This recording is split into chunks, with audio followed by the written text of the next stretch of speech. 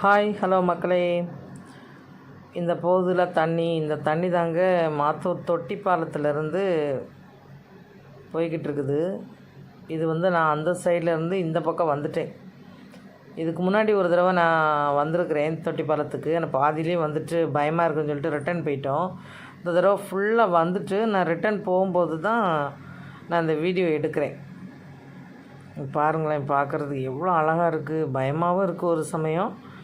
ஆனால் எவ்வளவு இந்த காடு மாதிரி மரம், அவ்வளவும் ரப்பரு, தென்னை மரம், அந்த தண்ணியை எவ்வளோ ஐடியா பண்ணி அங்கேருந்து இவ்வளோ உயரத்தில் எவ்வளோ ஒரு கன்ஸ்ட்ரக்ஷன்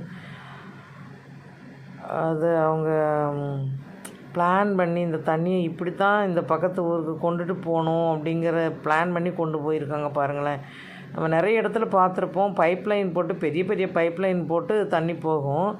இது அந்தரத்தில் ஒரு தொட்டில் பாலம் கட்டி அது வழியாக போகணும் அப்படின்னு சொல்லி ஐடியா பண்ணியிருக்காங்க. கீழே போகுது பாருங்கள் ஒரு ஆறு. இந்த ஆற்றுல குளிக்கணும்னு ரொம்ப நாள் ஆசை. ஆனால் இறங்கி நம்மளால் திரும்ப மறுபடியும் அங்கே போயிட்டு திரும்ப அந்த சைடு படிக்கட்டு இருக்குது. அந்த படிக்கட்டில் ஏற முடியுமா என்ன அப்படின்னு சொல்லி ஒரு பயம் வந்துடுச்சு. நான் காட்டுறேன் பாருங்கள் அந்த படியை. ஆனால் மக்கள் இதை டெய்லி ரெகுலர் யூஸ் பண்ணுறாங்க. பிள்ளைங்கள்லாம் ஸ்கூல் யூனிஃபார்ம் போட்டு போகிறாங்க, டீச்சர்ஸ் போகிறாங்க.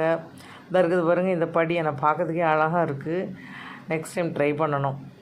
எனக்கு கன்னியாகுமரியில் போயிட்டுருக்கும்போது கொஞ்சம் லைட்டாக தட்டி கீழே விழுந்துச்சு. அதனால் எனக்கு அதில் பயமாயிடுச்சு, நடக்க முடியுமா, படி ஏற முடியுமா.